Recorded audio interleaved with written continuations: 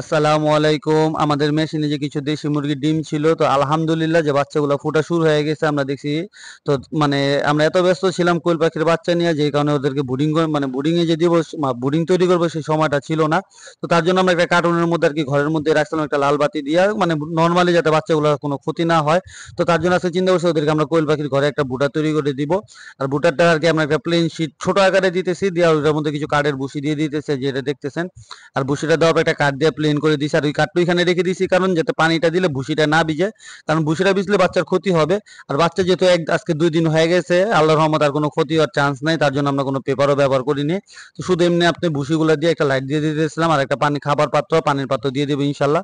আর এই যে বাচ্চাগুলো ঘরে যে রাখছিলাম এখন নিয়ে যাবো, আজকে বাচ্চাগুলোর বয়স 2 দিন হয়ে গেছে আলহামদুলিল্লাহ। আর বাচ্চাগুলো কার্টুনে করে নিয়ে আসতেছিলাম, মানে ওদের ছোট জায়গায় একটু গ্যাদারিং হয়ে গেছিল, একটু বড় জায়গা দরকার, যেহেতু 22টার মতো বাচ্চা হয়েছে আলহামদুলিল্লাহ। আর আমাদের এই প্রথম একটা বাচ্চা একটু প্রতিবন্ধী হয়েছে, আর প্রতিবন্ধী হয় কেন কেউ যদি জানেন অবশ্যই আমাদের কেউ জানাবেন।